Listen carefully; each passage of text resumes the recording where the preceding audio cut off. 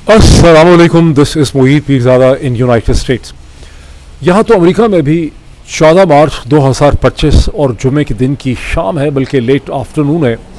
लेकिन पाकिस्तान में बर सग़ीर में मशरिक़ वस्ता में अब 15 मार्च 2025 और हफ्ते के दिन का आगाज़ हो रहा है।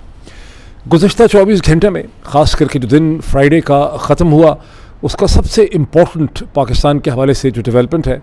वो पाकिस्तान के DG ISPR जनरल शरीफ अहमद साहब की बलूचिस्तान के चीफ मिनिस्टर जनाब सरफराज बुख्ती साहब के साथ उनकी इस्लामाबाद की जो प्रेस कॉन्फ्रेंस है ISPR में पिंडी में, वो मैं समझता हूँ सबसे इम्पोर्टेंट डेवलपमेंट है। और यूँ इस प्रेस कॉन्फ्रेंस के ज़रिए GHQ ने जो नैरेटिव शेपिंग स्पेस लूज़ की थी, जब एक दिन पहले उन्होंने, मैं समझता हूँ कि एक गलत मूव उन्होंने की जब उन्होंने सोचा कि हम ख्वाजा आसिफ को जो डिफेंस मिनिस्टर हैं उनके ज़रिए पार्लियामेंट में एक नैरेटिव शेपिंग करें, और जिसका मैंने पिछले व्लॉग में आपको बताया था कि कुछ ना कुछ ऐसी चीज़ें थीं जिनकी पर्दादारी थी, कुछ ऐसे हक़ाइक़ थे जिनके अंदर नहीं जाना चाहते थे कि ख्वाजा आसिफ को इस्तेमाल करने का फ़ैसला किया गया। और फिर जैसे मैंने पिछले व्लॉग में कहा था कि ये एक बहुत बड़ा डिज़ास्टर था GHQ के लिए, और वही हुआ कि 24 घंटों के अंदर अंदर ये महसूस किया गया कि ख्वाजा आसिफ के ज़रिए जो भी कोशिश की गई है वो बैकफायर कर गई है। इसलिए अब ये बहुत एहतमाम से ये प्रेस कॉन्फ्रेंस की गई और इसमें सरफराज बुख्ती साहब को लाया गया, और मैं समझता हूँ, मैं भी इसकी क्रिटिसिज्म भी ऑफ़र करता हूँ, लेकिन ये एक अच्छी कोशिश थी। और अगर पहले ही दिन यही कोशिश की गई होती तो जो स्पेस लूज़ हुई है बलूचिस्तान के हवाले से और BLA के हवाले से बना होती। दोनों ने, बावजूद इसके कि हमें ये बताया जाता है कि जनरल शरीफ जो हैं वो एक कॉम्बैट ऑफिसर नहीं है, उनका वॉर थिएटर का एक्सपीरियंस नहीं है, लेकिन DG ISPR ने अपने आप को बहुत अच्छा इसमें हैंडल किया। बहुत अच्छी उन्होंने डिटेल्स दी जितना कि अंडर सर्कमस्टांसेस वो कर सकते थे। और खैबर और जो बलूचिस्तान के चीफ मिनिस्टर हैं सरफराज बुख्ती, विच आई थिंक मैं बहुत ही इंटेलिजेंट आदमी हैं, पढ़े लिखे, उन्होंने भी DG साहब का बहुत अच्छा साथ दिया, और टुगेदर ये एक बड़ी कामयाब किस्म की प्रेस कॉन्फ्रेंस थी। और मैं कोशिश की है मैंने कि इसको जो है GVS के ऊपर भी इसको शेयर किया रहता कि आप में सब लोग इसको देखें। 1 घंटे से ज़्यादा की ये प्रेस कॉन्फ्रेंस है, क्वेश्चन आंसर मिला के ऑलमोस्ट पौने 2 घंटे इसके बन जाते हैं। बड़ी तारीखी अहमियत की ये प्रेस कॉन्फ्रेंस है। अब मैंने ये तो कहा कि DG साहब ने बहुत अच्छी इसमें एफ़र्ट की है, और लेकिन जहाँ उन्होंने बहुत सी डिटेल्स शेयर की, इन्फॉर्मेशन शेयर की, वहाँ बहुत से नए सवालात भी पैदा हुए, बहुत से तजादात और कॉन्ट्रडिक्शंस जो हैं, ख़ास करके जिस तरह से कामरान शाहिद के साथ उन्होंने पहले एक बयानिया शेप करने की कोशिश की थी, तो उस सारे चीज़ों में बहुत सी कॉन्ट्रडिक्शंस और तजादात जो हैं वो भी सामने आ गए। अब फ़ौरन से अब ये देखें कि कामरान शाहिद साहब के साथ बात करते हुए DG साहब ने ये कहा था कि होस्टेजेस, और ये उन्होंने वैसे अभी भी कहा है, मतलब ये अभी भी उन्होंने कहा कि किसी किस्म का होस्टेजेस में लॉस ऑफ लाइफ जो है वो नहीं हुआ। तो मैंने खुद, वैसे मैं DG साहब को नहीं सुन सका, लेकिन बाज़ और लोगों ने इस पर कमेंट करते हुए कहा कि DG साहब ने कहा कि जब SC अपीयर हुई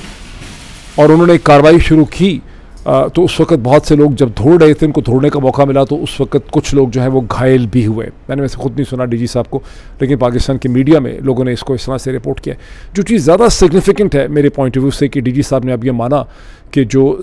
होस्टेजेस हैं उसमें से 37 जो हैं वो ज़ख्मी हैं, और जब उनसे सवाल पॉइंटेडली पूछा गया कि आप कहते हैं कि 26 लोग जो हैं वो घायल हुए हैं, लॉस ऑफ लाइफ हमारा हुआ है, तो क्या ये लॉस ऑफ लाइफ बाद में बढ़ सकता है? और इस पर DG जनरल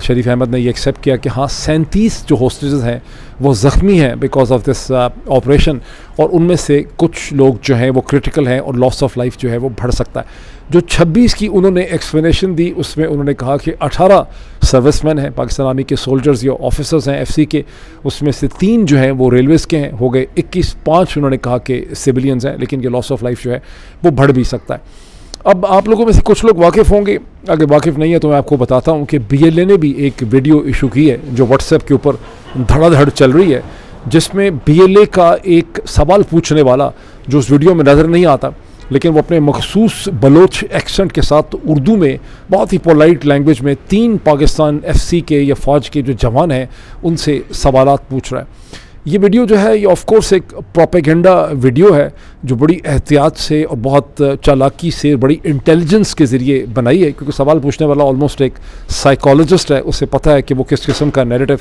शेप करना चाहता है। और ये है भी एक प्रोपेगेंडा वॉर है, एक तरफ GHQ और दूसरी तरफ BLA, और BLA के पीछे खड़ी भी मैं समझता हूँ हिंदुस्तान की इस्टेब्लिशमेंट है, जिसका DG ISPR ने बिला दरेग उन्होंने बग़ैर किसी मतलब उन्होंने कोई बात छुपाई नहीं, उन्होंने खुल्लम खुल्ला ये इल्ज़ाम लगाया कि जो कुछ भी बलूचिस्तान में हो रहा है इसकी तमाम तर जो मास्टरमाइंड और सुपरविजन हिंदुस्तान की है। तो एक तो हिंदुस्तान और हिंदुस्तान का टूल BLA जिसकी अपनी एक आज़ादाना हैसियत भी हो सकती है, और दूसरी तरफ GHQ और ISPR, इनके दरमियान में एक नैरेटिव की जंग जो है इस वक्त जारी है, जिसमें GHQ और ISPR जो है वो बहुत ही मासूमियत से ये एक्सपेक्ट करते हैं कि पाकिस्तान के तमाम लोग और तमाम जो मीडिया के लोग हैं उनको आंखें बंद करके जो है वो GHQ के और ISPR के साथ खड़ा होना चाहिए। आज से 3 साल पहले तक ऐसी ही सूरत हाल थी, हम सब 15-20 बरस यही काम करते रहे, लेकिन अब ऐसी डेवलपमेंट्स हुई हैं, हमारी आंखें ऐसी खुल गई हैं कि हम इतनी आसानी से GHQ और ISPR कितनी ही हमें हमदर्दी क्यों ना हो, हम उनके साथ खड़े नहीं हो सकते क्योंकि बड़े कॉन्ट्रडिक्शंस हैं उनके बयानिए के अंदर। अच्छा, अब ये जो BLA की वीडियो है ये इतनी एम्बैरेसिंग और ह्यूमिलिएटिंग क्यों है, जिसमें ये चालाक क्वेश्चनियर जो है, इंटेलिजेंट जो बलोच है, वो इन 3 सिपाहियों से सवालात पूछता है। ये सिपाही जो है इसमें मेरा ख्याल एक कम अज़ कम KP का है और 2 इसमें पंजाब के हैं। वो उनसे कहता है बहुत ही पोलाइट तरीके से, मैंने कहा कि प्रोपेगेंडा वीडियो है, वो कहता है कि पंजाब, खैबर पख्तूनख्वा, बलूचिस्तान पुरानी एंटिटीज़ हैं, ये तो हमेशा से हैं, हमेशा रहेंगे, और हमारे दरमियान बहुत से झगड़े भी हैं और लड़ाई झगड़ा भी है, हमारे में कॉन्फ्लिक्ट भी है, लेकिन ये पाकिस्तान एक मसनूई रियासत है, इसकी कोई हकीकत नहीं है, ये एक जाली चीज़ है, झूठ है ये। और इस झूठ को सपोर्ट करने के लिए तुम जो पंजाबी और पठान हो यहाँ आके हमारे ख़िलाफ़ क्यों तुम ये जुल्म सितम कर रहे हो कि हमारे लोगों को तुम लॉरियों से, बसों से उतारते हो, उनको तुम सिगरेट के से जलाते हो, उनकी हड्डियाँ तुम तोड़ते हो, तुम उनको टॉर्चर करते हो। तुम्हें कभी ख्याल आया कि तुम ये क्या करते हो? और वो जो सिपाही हैं ज़ाहिर है पकड़े में, आगे बंदूकें भी होंगी, वो कुछ जवाब इसका दे भी नहीं रहे, मेरे ख्याल में उनको कोई अंडरस्टैंडिंग भी नहीं है, क्योंकि वो यही बताने की कोशिश करते हैं इस बलोच को कि भी हमारे लिए ये नौकरी है, हमें तनख्वाह मिलती है। तो फिर वो सवाल रेटोरिकली उठाता है कि तुम्हें 15-20 हज़ार रुपये, 14 हज़ार का फिगर वो कोट करता है, इसकी खातिर तुम आते हो हमें मारने के लिए। हम तो पंजाब में जाके, खैबर पख्तूनख्वा में जाके तुम्हें नहीं मारते? क्या कभी ऐसा हुआ कि ये तो हमारी ज़मीन है, ये हमारी धरती है, इससे बाहर निकल के हमने तुम्हें कहीं KP के अंदर भी जाके टारगेट किया हो? एक बड़ा ही ह्यूमिलिएटिंग किस्म का पॉइंट वो आता है जब वो पठान जो जवान है उससे कहता है कि भाई तुम पंजाबियों के और बलोचों में तो बड़ी पुरानी दुश्मनी है, वो तारीख़ में जा रहा है पाकिस्तान बनने से पहले, लेकिन तुम इस पिक्चर में कहाँ फ़िट होते हो? तुम पठान इस पिक्चर के अंदर जो है वो कहाँ पे फ़िट होते हो? और वो ये कहता है कि फिर वो पंजाबी से पूछता है कि तुमने बताया कि तुम्हारा, पूछता है उससे सवाल कि तुम्हारा भाई क्या काम करता है? वो कहता है कुछ ट्रांसपोर्ट का काम करता है। तो कहता है उसके बीवी बच्चे क्या भूखे मरते हैं? वो कहता है नहीं, कुछ ना कुछ गुजारा हो जाता है। तो वो कहता है कि अगर तुम्हारा भाई भी FC में, फ़ौज में काम किए बगैर भी गुजारा कर सकता है और उसके बच्चे भूखे नहीं सो रहे हैं, कोई भूख से मरा नहीं है, और वो बलूचिस्तान के हालात के साथ भी कंपेयर करता है, तो फिर तुम्हारे पास क्या जवाज़ है कि तुम यहाँ आकर फ़ौज के साथ या FC के साथ मिल के हमारे ऊपर ये जुल्म करते हो? ये बड़ी डैमेजिंग किस्म की PR प्रोपेगेंडा वीडियो है। अब इसके साथ ही सवाल फिर ये खड़ा हो जाता है कि इस वक्त कितने सिपाही ऐसे हैं FC के जो BLA के कब्ज़े के अंदर हैं, बिकॉज DG साहब ने अपनी प्रेस कॉन्फ्रेंस में ये कहा कि हमने 358 हमने जो हॉस्टेजेस हैं उनको हमने छुड़ा लिया, 26 वो कहते हैं जहाँ भाग हुए, दोनों का फिगर ऐड कर दें तो ये 384 बनता है, 16 डालें और तो 400 हो जाते हैं। और मुसलमा अब तक तमाम सोर्सेज से हम कह सकते हैं कि बहुत ही मोहतात अंदाजे से भी कम से कम 440 लोग जो हैं इस जाफ़र एक्सप्रेस में सवार थे, बिकॉज रेलवे के फिगर्स हमारे सामने मुसलसल ड्रॉन ट्रिब्यून में पब्लिश होते रहे हैं गुज़िश्ता 2 दिनों में। और BLA ने अपना भी जो एक स्टेटिस्टिकल एनालिसिस दिया था उस हिसाब से वो कह रहे थे कि 444 है। इसका मतलब क्या है? इसका मतलब है कि अगर DG साहब की अपनी प्रेस कॉन्फ्रेंस पर आप रिलाई कर लें तो अंदाज़न 56 से लेके 60 लोग जो हैं वो मिसिंग पर्सन बन गए हैं ये लोग ट्रेन के। और लग यही रहा है कि ये सारे के सारे जो हैं ये FC के जवान हैं जो BLA के कब्ज़े में हैं, और उन्होंने PR पर्पसेस में एक ही वीडियो अभी जो है वो उनकी यहाँ पे इशू की है। अच्छा, अब ये है कि हमें ये भी ज़हन में रखना चाहिए कि जहाँ BLA ने ये एक प्रोपेगेंडा वीडियो इशू की है वहाँ ISPR का मतलब क्या है? ISPR है इंटर सर्विसेज पब्लिक रिलेशंस, यानी ये एक पब्लिक रिलेशन आर्म है पाकिस्तान की फ़ौज की GHQ। और पब्लिक रिलेशंस को उर्फ़ आम में हम क्या कहते हैं? PR। तो ज़ाहिर है कि ISPR जो कुछ कहती है उसमें भी कुछ सच्चा झूठा मिक्स ही होता है, और ये भी एक PR कर रहे हैं। और वैसे यहाँ पे है कि सरफराज बुख्ती साहब को ला के बड़ा अच्छा फैसला इन्होंने किया, बिकॉज जहाँ उन्होंने बहुत इंटेलिजेंट कंट्रास्ट उन्होंने ऑफ़र किया। मैं समझता हूँ दैट वाज $1 मिलियन थिंग, पता नहीं कितने लोगों ने उसको नोट किया, जब उन्होंने बेज़ंजो के कैरेक्टर को, बेज़ंजो की पॉलिटिक्स को खैर बख्श मरी की पॉलिटिक्स के साथ उन्होंने कंपेयर किया। उन्होंने कहा कि खैर बख्श मरी जो है वो ऑन रिकॉर्ड था, वो बिलीव करता था कि इस जद्दोजहद के ज़रिए हम बलूचिस्तान को आज़ाद बनाएंगे और पाकिस्तान से अलग कर देंगे, ख़त्म कर देंगे। लेकिन बिज़नजो हमेशा बिलीव करते थे कि हमारी तमाम तर जद्दोजहद जो है बलूचिस्तान में, खास उसमें वायलेंस ही क्यों ना हो, ये बलोच ऑटोनमी की, ग्रेटर पॉलिटिकल राइट्स की जद्दोजहद है। That was a very smart point. पता नहीं किसी ने मेरे अलावा सरफराज बुख्ती साहब को इस पर सराहा है कि नहीं सराहा है, but that was an intelligent point. Otherwise problem ये है कि जितने भी बलोच लीडर पावर में नहीं होते, अब इस वक्त तो बुख्ती साहब जो हैं वो चीफ़ मिनिस्टर हैं और फ़ौज के बहुत करीब हैं, लेकिन जितने लोग पहले रह चुके हैं, चीफ़ मिनिस्टर रह चुके हैं, मिनिस्टर रह चुके हैं, उनमें से कोई भी हमने देखा है कि GHQ के और फ़ौज के नैरेटिव को सपोर्ट नहीं करता। और ये GHQ को नोट करना चाहिए कि ये एक बहुत बड़ा शगाफ है और उनकी पूरी नैरेटिव के अंदर बहुत बड़ी कमज़ोरी उसमें आती है। अच्छा, अब ISPR का जो नैरेटिव है, क्यों जो बलोच उन्होंने BLA ने वीडियो इशू की है, वो एक बहुत प्रॉब्लमेटिक वीडियो है और पता नहीं कितनी और उनके पास इस वक्त FC के सिपाही हैं और वो कितनी और ICPR एक्सरसाइज करेंगे, ये करते हैं। अगर उनकी कोई सुलह इनके साथ नहीं होती है, कोई डील उनकी इफेक्टिव इनके साथ नहीं होती, अभी उन्होंने सिर्फ एक उसका एक नज़ारा, उन्होंने एक उसका इशारा दिया उन्होंने, क्योंकि ISPR का सारा नैरेटिव किस चीज़ पे कंटेंजेंट है? वो इस चीज़ पे कंटेंजेंट है कि एक मुल्क है, एक रियासत है, एक फेडरेशन है और हमारे पास ये हक हमें हासिल है कि हम यहाँ पर आकर लॉ एंड ऑर्डर, और वो बलोचों की वीडियो यही कह रही है BLA की कि भाई तुम लॉ एंड ऑर्डर के बिहाफ पे ये कोई बात ना हुई कि तुम बलूचिस्तान की धरती में लॉ एंड ऑर्डर के बहाने आके हमारे ऊपर जुल्म सितम करते हो। कौन सा लॉ एंड ऑर्डर जो है? मेरा तो ख्याल है कि किसी जगह पे उसने शायद ये भी कहा है कि जहाँ जहाँ तुम्हारी प्रेजेंस नहीं है, if I am not wrong, उसने एक पॉइंट पे ये कहा है कि जहाँ जहाँ तुम्हारी प्रेजेंस नहीं है FC की, फ़ौज की, वहाँ पाकिस्तान में लॉ एंड ऑर्डर बिल्कुल ठीक है। सारा लॉ एंड ऑर्डर ख़राब ही वहाँ है जहाँ तुम लोग हो। तो ये बड़ी डैमेजिंग इसलिए है कि सारा का सारा जो नैरेटिव है GHQ का, वो ये है कि हम बलूचिस्तान में प्रेजेंट हैं और हम जो कुछ भी कर रहे हैं इसलिए कर रहे हैं कि ये हमारा मुल्क है, ये हमारी एक रियासत है और हम लोगों को प्रोटेक्ट कर रहे हैं, उनकी ज़िंदगी को महफूज बना रहे हैं। और दूसरी तरफ साथ ही उसको महफूज बना रहे हैं। और प्रॉब्लम, अच्छा इसमें प्रॉब्लम क्या है कि या तो होता कि आप बलूचिस्तान के अंदर एक पॉपुलरली इलेक्टेड गवर्नमेंट होती, मुझे नहीं याद पड़ता कि बाकी पाकिस्तान के किसी इलेक्शन अच्छे थे या बुरे थे, लेकिन बलूचिस्तान के तो गुज़श्ता 15-20 बरस के कोई भी इलेक्शन ऐसे नहीं है जिसके बारे में आप कह सकें कि वो हाफ डिसेंट भी थे या उसमें किसी भी किस्म की पॉपुलर ओपिनियन ने उन इलेक्शंस में रिफ्लेक्ट किया। ये पहला प्रॉब्लम है। फिर जब आप देखते हैं कि बहुत बड़ी तादाद में मिसिंग पर्सनस हैं और ये सूरत हाल 15-20 बरस से चल रही है, इस प्रेस कॉन्फ्रेंस के अंदर उन मिसिंग पर्सनस के पूरे इशू को बिल्कुल उसको एक नलीफाई करने की कोशिश की गई, उसको एक तरह से बिल्कुल एक नॉन सीरियस तरीके से उस इशू को डील किया गया। जब दोनों DG ISPR ने और इवन सरफराज बुख्ती साहब ने कहा कि मिसिंग पर्सनस दुनिया में हर जगह पाए जाते हैं, और इस लिहाज से मैंने इमरान रियाज़ की वीडियो देखी है। मैं समझता हूँ कि इमरान रियाज़ ने अपनी वीडियो के अंदर जब इस पर शदीद तनकीद की है GHQ के पर्सपेक्टिव पे और सरफराज बुख्ती पे, और अपने गम और गुस्से का इजहार किया है as a mainstream Pakistani, as a Punjabi vlogger जिसको मिलियंस ऑफ लोग जो हैं एक दिन के अंदर मिलियन से ज़्यादा लोग देखते हैं,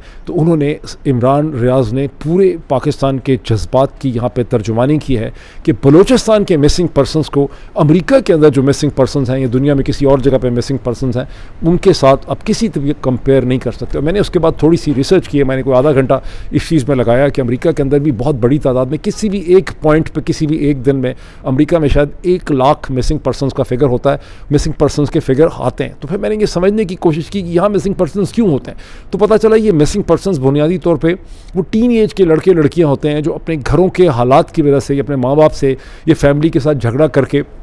डिसअपियर हो जाते हैं और फिर ये थोड़ी देर डिसअपियर रहते हैं, ये एक दिन डिसअपियर होते हैं, हफ्ते के बाद मिल जाते हैं, 2 हफ्ते के बाद मिल जाते हैं, 3 महीने के बाद मिल जाते हैं। इसी तरह से बहुत से ऐसे लोग हैं जो यंग कपल्स हैं जिनकी आपस में नाक का चाकी लड़ाई झगड़े के बाद वो डिसअपियर हो जाते हैं। फिर कुछ लोग ऐसे हैं जो होमलेस किस्म के लोग हैं, वो हैं, और उसमें से कुछ लोग जो मेंटली फीबल हैं, जो जहनी उनकी सूरत हाल ठीक नहीं होती, उसमें बूढ़े भी होते हैं। ज़्यादातर वैसे मिसिंग पर्सन जो हैं वो 20 बरस 18 बरस से कम उम्र के होते हैं। अच्छा, उसके अलावा जो नेटिव अमेरिकन हैं, अमेरी इंडियंस हैं, उनके अंदर मिसिंग पर्सन होने की बहुत ज़्यादा एक टेंडेंसी है। लेकिन ये मिसिंग पर्सन का फिगर अमेरिका में फ्लक्चुएट करता रहता है। And in no set of circumstances in missing persons के अंदर रियासत के किसी भी इदारे, पुलिस का, किसी स्टेट एजेंसी का, किसी फेडरल गवर्नमेंट के ऊपर कभी किसी ने कोई इल्ज़ाम लगाया हो कि ये वफाकी हुकूमत ने, अमेरिका में फेडरल गवर्नमेंट ने या अमेरिकन हुकूमत ने इनको मिसिंग कर दिया। तो इसलिए सरफराज बुख्ती साहब का, जो मैंने शुरू में आपको कहा बहुत इंटेलिजेंट पढ़े लिखे आदमी, मुझे बड़ा अफसोस हुआ और इमरान रियाज़ ने इस पर जो पोजीशन लिया मैं उसको पूरी तरह से सपोर्ट करता हूँ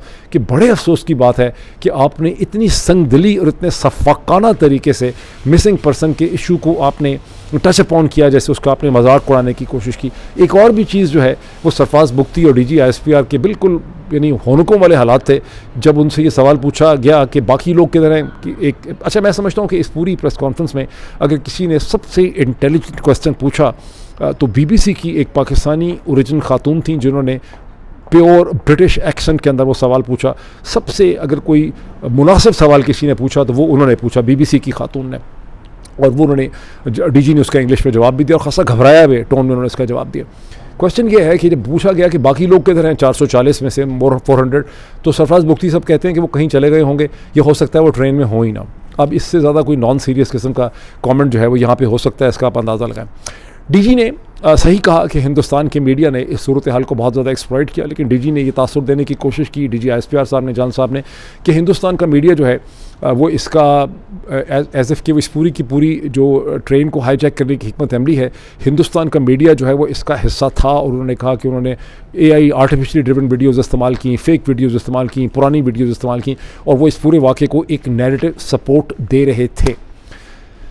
अच्छा, अब ये बिल्कुल फौजी जहन से उन्होंने बात की, इसमें कोई शक नहीं है कि हिंदुस्तान के मीडिया ने ये सब कुछ किया, और हिंदुस्तान का मीडिया पाकिस्तान से नफरत करता है और अपनी स्टेट के नैरेटिव को सपोर्ट करता है, बिल्कुल उस तरह से जिस तरह से कि पाकिस्तान का मीडिया करता है। हिंदुस्तान में भी जब कोई डेवलपमेंट हो जाती है, पठानकोट में हो, कश्मीर में हो, कहीं पर भी हो, हिंदुस्तान और चीन के दरमियान में हो, तो भी पाकिस्तान का मीडिया इसी तरह से गलत सलत डिसइंफॉर्मेशन कैंपेन रन करता है हिंदुस्तान के ख़िलाफ़, उसमें मज़े लेने की कोशिश करता है। जो कागज़ पुराना उनके हाथ में आ जाता है, कोई पॉलिटिशियन या कोई थिंक टैंक का रिटायर्ड पुराना फौजी मेजर जो है वो कोई स्टेटमेंट दे रहा हो, तो पाकिस्तान का मीडिया ये कहता है कि हिंदुस्तान की गवर्नमेंट ने नवाज़ शरीफ को जनाब सपोर्ट कर दिया है और नवाज़ शरीफ के फेवर में उन्होंने स्टेटमेंट दी। तो पाकिस्तान का मीडिया भी उसी तरह से 180 डिग्री ऑपोजिट हिंदुस्तान की मीडिया की तरह करता है, हिंदुस्तान के ख़िलाफ़ करता है। तो इससे बिल्कुल भी ये वेरीफाई नहीं होता जो DG साहब ने करने की कोशिश की कि हिंदुस्तान का मीडिया इस पूरी की पूरी कैंपेन को स्पॉन्सर कर रहा था। वैसे अदरवाइज़ हम उनसे पूरी तरह से एग्री करते हैं जब वो कहते हैं, उन्होंने अफगानिस्तान का कहा कि ये हैंडलर अफगानिस्तान में मौजूद थे, और उन्होंने, लेकिन DG was very clear in his mind, intellectually he was very clear and I fully support him on that, जब वो ये कहते हैं कि इस पूरी की पूरी कैंपेन जो है बलूचिस्तान की, इसका स्पॉन्सर हिंदुस्तान है। क्योंकि पाकिस्तान फॉरेन ऑफिस ने अफगानिस्तान की तरफ इशारा किया है, जुमे के दिन अपनी प्रेस स्टेटमेंट के अंदर उन्होंने एक प्रेस रिलीज़ इशू की है, लेकिन DG ISPR वाज 100% क्लियर कि इसके पीछे हिंदुस्तान का हाथ है, वो इसका की स्पॉन्सर है, and I fully support him on that. However train के अंदर जो सारा कुछ हुआ है, BLA ने जो किया है, उसमें उनका ये कहना है कि ये इवेंट ही स्पॉन्सर हो रहा था इस तरह से, यानी BLA की सपोर्ट ज़रूर है हिंदुस्तान की, लेकिन ये इवेंट ही हिंदुस्तान की रॉ ने पूरा का पूरा मैनेज किया। वो इसलिए कमज़ोर आर्गूमेंट है कि DG साहब इसी प्रेस कॉन्फ्रेंस हमें बताते हैं कि जो लोग पहले वहाँ से निकले ट्यूसडे के दिन, हमने जो है उनको बड़ी आसानी से निशाना बना लिया और सबको हमने मार डाला पहाड़ों के अंदर। वो कहते हैं पता नहीं सही है कि नहीं, तो फिर जो FC के जवान गुम हो गए हैं 56 या 60, वो कहाँ चले गए हैं, अगर वो सारे ही आपने मार डाले पहाड़ों के अंदर। बहरहाल, और दूसरा ये कि ये ट्रेन से बाहर इन्होंने लोगों को जिनको पकड़ा हुआ था, यरगमालियों को ट्रेन से बाहर बिठाया हुआ था, कुछ ट्रेन के अंदर थे, और फिर हमने अपने ज़ाहिर है कि नाइट विजन से, या हमने जो हमारी दूर से देखने की सलाहियत है उसकी जगह से हम इसको मॉनिटर कर रहे थे, और हमने एक एक करके इनको निशाना बनाया। और जिस तरह से DG साहब उसको एक्सप्लेन करते हैं, उसमें as a Pakistani one of course feels very proud कि पाकिस्तान की SSG और ज़रार उनका जो यूनिट है, जो उनका स्पेशल यूनिट है, SSG के अंदर भी एक बहुत ही स्किल्ड यूनिट है जिसको होस्टेज रेस्क्यू के लिए ट्रेन किया गया, तो उनकी एक एफिशिएंसी, कॉम्पिटेंस आपको नज़र आती है। लेकिन जहाँ ये सब कुछ है, अगर ये हिंदुस्तान की रॉ इसको मैनेज कर रही होती तो BLA वाले बेवकूफ़ हो सकते हैं। हाँ, जो लाशें दिखाई गई हैं BLA के लोगों को जो ट्रेनों के नीचे पड़े हुए हैं, वो बड़े लाइटली आर्म्ड भी हैं और टोटली शलवार कमीज़ों में हैं, और गरीब मफलूकुल हाल किस्म के उनके हालात हैं। उनको देख के आपको कोई बहुत ज़्यादा ट्रेंड किस्म के मिलिटेंट्स का एहसास नहीं होता। At the same time BLA के लोग बेवकूफ़, अहमक, अनट्रेंड हो सकते हैं, लेकिन अगर इसकी सारी सुपरविजन हिंदुस्तान की इंटेलिजेंस एजेंसी की है तो फिर उनकी हिकमत अमली इससे मुख्तलिफ होती, बिकॉज इंडियन इंटेलिजेंस एजेंसीज़ को पाकिस्तान की जो ऑपरेशनल कैपेबिलिटी है कि उनके पास ड्रोन्स भी हैं, उनके पास नाइट विजन भी है, वो दूर से देख भी सकते हैं, उनके पास स्नाइपर भी हैं, ये सब कुछ ज़ाहिर है हिंदुस्तान को अच्छी तरह से पता होता। तो ये जो ऑपरेशनल मैनेजमेंट है इसके पीछे यानी सपोर्ट ज़रूर है उनको BLA की हिंदुस्तान को, लेकिन इस पूरी ऑपरेशनल मैनेजमेंट में आपको कोई बहुत ज़्यादा इंडियन इस्टेब्लिशमेंट या इंडियन रॉ की कोई फुटप्रिंट इतनी आसानी से नज़र नहीं आता जितनी आसानी से DG साहब ने कह दिया है। एक रिस्पॉन्सिबल जर्नलिस्ट की हैसियत से आपको इन चीज़ों को डिफ्रेंशिएट करना जो है वो बहुत ज़्यादा ज़रूरी होता है। बहरहाल एट द सेम टाइम अब मैं आपको एक कॉन्ट्रडिक्टरी एविडेंस उसकी दिखाता हूँ कि हिंदुस्तान के अंदर अजीत डोभाल जो उनके एनएस से पता नहीं अब है कि नहीं है, लेकिन अजीत डोभाल जो हैं उनकी एक पुरानी वीडियो जो है वो बहुत ज़्यादा गर्दिश कर रही है हिंदुस्तान के सोशल मीडिया के अंदर, जिसके ऊपर हिंदुस्तानी अखबार भी कॉमेंट कर रहे हैं। और जी की मैंने उसमें रिपोर्ट देखी है जिसका उन्वान कुछ इस तरह से है कि मुंबई की जो दहशतगर्दी है, मुंबई का जो वाक़या है, उसके नतीजे में पाकिस्तान को बलूचिस्तान जो है वो महंगा पड़ गया, या बलूचिस्तान पाकिस्तान के हाथ से निकल रहा है। ग़ालिबन कई बरस पहले मुंबई की जब दहशतगर्दी का वाक़या हुआ 2008 में, तो अजीत डोभाल ने कहा था, और जब अजीत डोभाल एनएस से बने और वो बने थे 2014 के इलेक्शन के बाद, तो उसके बाद की वीडियो है या उससे पहले शायद उन्होंने कहा था, तो उन्होंने ये कहा था कि हिंदुस्तान को अब डिफेंसिव ऑफेंसिव पे जाना होगा, बिकॉज जब आप डिफेंस करते हैं तो 100 हमलों में से अगर 90 नाकाम भी हो जाते हैं तो 10 आके आपको हर्ट करते हैं, और हम अगर डिफेंसिव ऑफेंसिव पे जाएंगे तो उससे हमें कोई बहुत ज़्यादा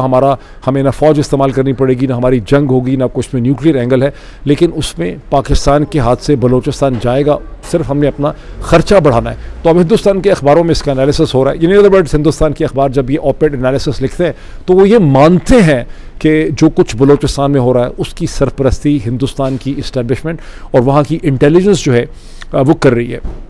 अब इसमें एक ये चीज़ देखिए कि ओवरऑल जो ये दहशतगर्दी की है बलूचिस्तान में BLA ने,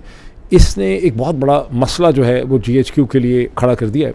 और महज KP के अंदर लोगों को खवारिज कहना और बलूचिस्तान में इनको फॉरेन स्पॉन्सर्ड टेररिस्ट कहना जो है ना, ये मसले का हल नहीं है। और GHQ को बड़ी डीप सीटेड रिफ्लेक्शन करने की ज़रूरत है, बिकॉज आपने इस लफ्ज़ दहशतगर्द को इतना लाइटली यूज़ किया है, इतना इसको मिसयूज़ किया है। एक दहशतगर्द मैं आपके सामने बैठा हूँ, शहीद अरशद शरीफ के ऊपर बेतहाशा दहशतगर्दी के मुकदमे बनाए गए, इमरान रियाज के ऊपर दहशतगर्दी के पर्चे काटे गए, पता नहीं कितने सहाफ़ी, कितने PTI के लीडर्स हैं, इमरान खान समेत, फॉर्मर प्रेसिडेंट ऑफ पाकिस्तान जनाब डॉक्टर आरिफ अलवी, असद उमर जो बाद में पाकिस्तान के फाइनेंस मिनिस्टर बने, सब पे आपने दहशतगर्दी के पर्चे काटे। आपने कानून का और कानून के टूल्स का इतना बेदरेग गलत इस्तेमाल किया है कि आज आपकी किसी के सामने भी क्रेडिबिलिटी नहीं। आप चाहते हैं, मतलब आप क्या समझते हैं, क्या मैं बड़ी आसानी से ये चीज़ भूल जाऊं कि आपने मेरे ऊपर दहशतगर्दी के जाली मुकदमे बनाए, आपने इसे कहते हैं हैदर मेहदी के ऊपर पर्चे बनाए, आपने वजाहत सईद के ऊपर दहशतगर्दी के पर्चे बनाए, आपने साबिर शाकिर के ऊपर पर्चे बनाए। पता नहीं आपके जो ऑफिसर्स हैं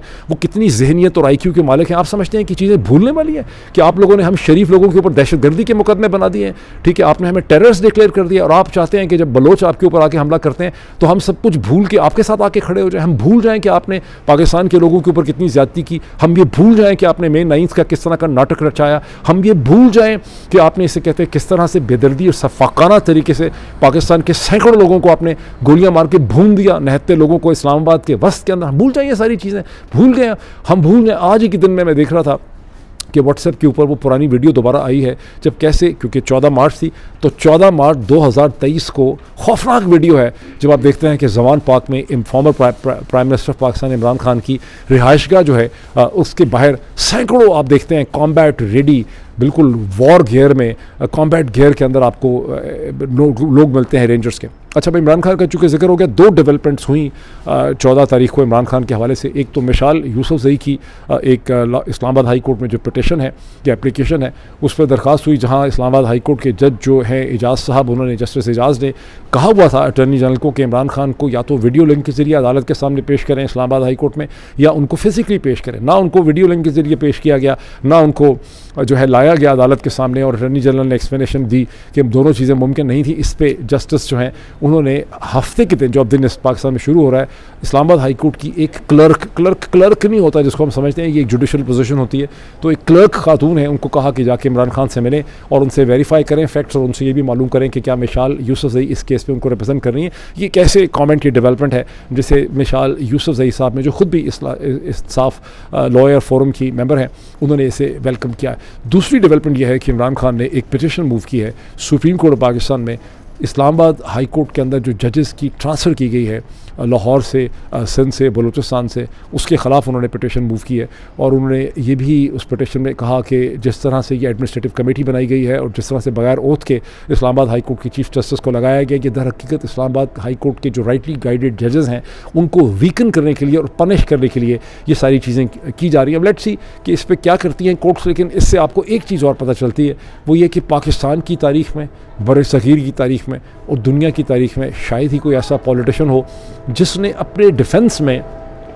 लीगल प्रोसेस का और अदालतों का इतना सहारा लिया। और ये कोई प्रोसेस 2022 के बाद भी शुरू हुआ। 2013 के जो इलेक्शन थे उसके बाद से मसलसल इमरान खान ने हाई कोर्ट्स के ऊपर, ट्रिब्यूनल्स के ऊपर, सुप्रीम कोर्ट के ऊपर सहारा लिया। And that proves this thing कि how this man believes in the constitutional legal process और कैसे आपने इस शख्स को एब्यूज़ किया। आज आपको बलूचिस्तान के अंदर और केपी में जो मुश्किलात का सामना है, जो चैलेंजेस हैं, वो चैलेंजेस आपने खुद पैदा किए हैं। जब आपने legal constitutional fair political process को आपने डिस्ट्रॉय किया है तो आपने, मैं हमेशा कहता रहा हूँ, तो आपने ये जो मिलिटेंट फोर्सेस हैं उनको आपने अनलीश किया। और अगर आप लीगल कॉन्स्टिट्यूशनल पॉलिटिकल प्रोसेस पे वापस नहीं जाएंगे और इसी तरह से सहाफ़ियों के ख़िलाफ़ दहशतगर्दी के पर्चे बनाएंगे तो जो आपके ख़िलाफ़ मिलिटेंसी है वो बढ़ती चली जाएगी। बिकॉज हम मिलिटेंट नहीं हैं और लोग मिलिटेंट हैं। कुछ लोग जो हैं वो एक पीसफुल तरीके से रेजिस्ट करते हैं, जर्नलिस्ट रेजिस्ट करते हैं, एक्टिविस्ट रेजिस्ट करते हैं, इमरान खान रेजिस्ट कर रहे हैं और सहाफ़ी रेजिस्ट करते हैं। फिर वो लोग भी होते हैं जो नहीं कर सकते पीसफुल तरीके से, वो डेस्परेट हो जाते हैं। और ये जो मिलिटेंसी आप देख रहे हैं बलूचिस्तान में, ये उन्हीं डेकेड्स लॉन्ग आपकी जो डेस्परेशन है उसका नतीजा। एक दो कमेंट्स कर दूं क्विकली इंटरनेशनल डेवलपमेंट्स के हवाले से। डोनाल्ड ट्रंप ने कहा कि हमारी बहुत ही अच्छी बातचीत हुई है थर्सडे के दिन में रशिया के प्रेसिडेंट व्लादिमीर पुतिन के साथ। ये डोनाल्ड ट्रंप की अपनी, और इसके नतीजे में यूक्रेन में बहुत जल्दी जंगबंदी हो जाएगी, अमन हो जाएगा। अच्छा, अब ये उनकी खुद नहीं मुलाकात हुई। स्टीव विटकॉफ जो हैं, जो उनके special envoy for middle east हैं, वो पुतिन के साथ उनकी मुलाकात हुई है, फिजिकल मुलाकात हुई है थर्सडे की रात को बहुत देर से। अच्छा, मज़े की ये बात आप ये देखें कि स्टीव विटकॉफ जो हैं वो ट्रंप के वैसे तो एनवॉय थे मिडिल ईस्ट के लिए, लेकिन अब वो इस वक्त रशिया यूक्रेन, रशिया यूएस के दरमियान में भी रोल प्ले कर रहे हैं। इसका मतलब ये है कि हर एनवॉय उनका, इंक्लूडिंग रिचर्ड ग्रैनल वगैरह जो हैं या ज़ल्मे खलीलज़ाद, उनको जो भी रोल असाइन किया जाएगा, ज़ल्मे खलीलज़ाद को भी रोल असाइन नहीं हुआ। रिचर्ड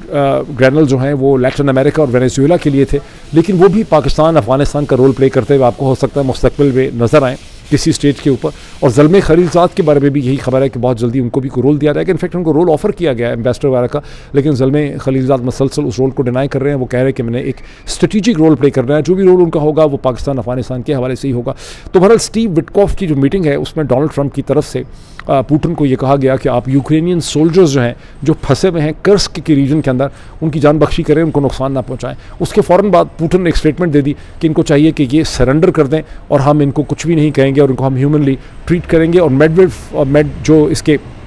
पहले प्रेसिडेंट थे, मेडवेदेव जो हैं, उन्होंने वार्न किया कि अगर अगले चंद घंटों में यूक्रेनियन सोल्जर्स ने सरेंडर न किया तो हम इनको बिल्कुल नीस्तो नाबूद कर देंगे और हम इनको तबाह कर देंगे। ये क्लियर नहीं है कि यूक्रेनियन सोल्जर्स के चारों तरफ से मिर्गे में है रशियन फोर्सेस के कर्स्क रीजन में, या उनके पास एस्केप करने की कोई अपॉर्चुनिटी, ऑप्शन जो है वो पाई जाती है। तहम अमेरिका की स्टेटमेंट के बाद ज़ेलेंस्की ने भी एक मीडिया टॉक की और उन्होंने वेलकम किया है इस पूरी सूरत हाल को। उन्होंने कहा कि लगता है कि बहुत जल्दी जंगबंदी हो जाएगी।